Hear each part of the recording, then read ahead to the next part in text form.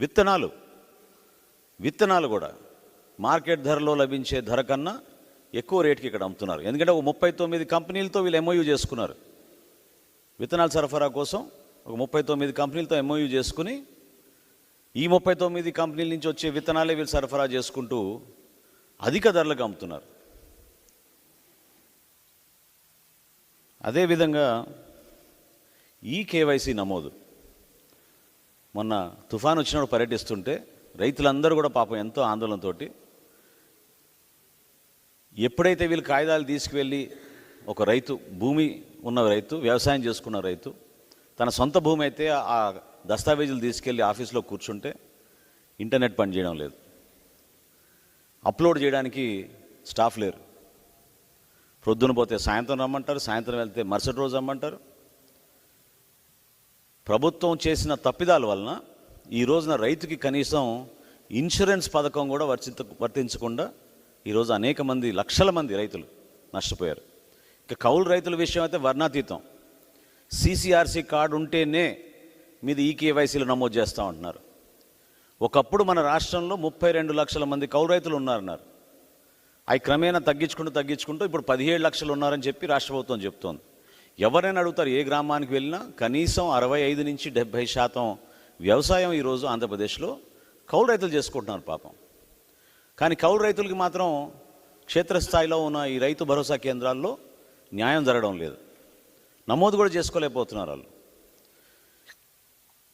ఆ ఇబ్బందికరమైన పరిస్థితి ఎందుకు వచ్చిందంటే కనీసం అక్కడ సిబ్బంది లేరు కాబట్టి.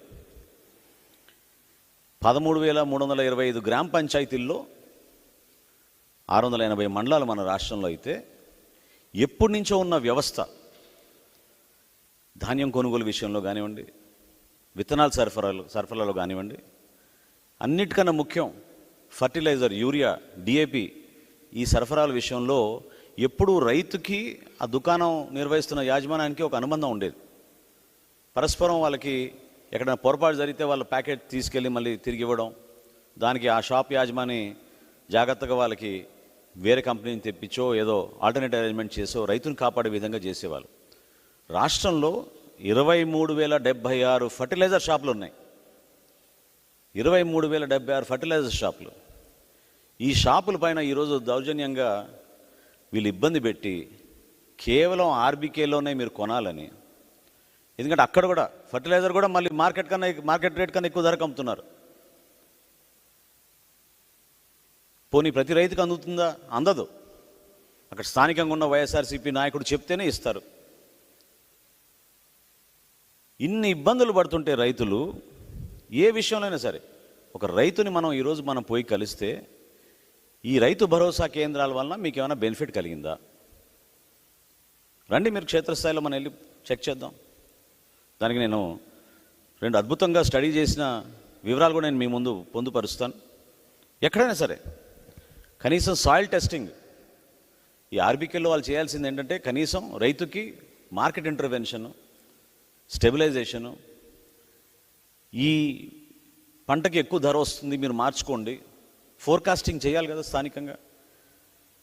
అసలు తుఫాన్ వచ్చినప్పుడు, అధిక వర్షాలు వచ్చినప్పుడు, రైతు కష్టాలు ఉన్నప్పుడు 3 రోజులు, 4 రోజులు, వారం రోజుల తర్వాత కూడా మనం పోయి అడిగితే ఒక్క సిబ్బంది, అగ్రికల్చర్ ఎక్స్టెన్షన్ ఆఫీసర్లు ఇదివరకు తిరిగేవాళ్ళు క్షేత్రస్థాయిలో, ఈ రోజున ఒక్క సిబ్బంది కూడా గ్రామీణ ప్రాంతాల్లో వచ్చి రైతుకి ఒక భరోసా కల్పించి ఆదుకునే విధంగా ఎవరు కూడా నిలబడడం లేదు.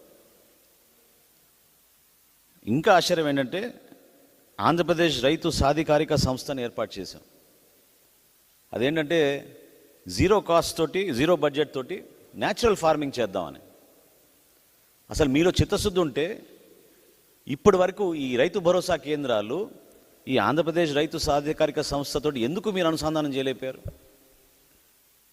ఎక్కడైనా ఈరోజు ప్రపంచంలోనే ఆర్గానిక్ ఫార్మింగ్కి ఉన్న విలువ, రైతు కష్టపడి పండించే ఆ ధర చాలా అధికంగా వస్తుంది.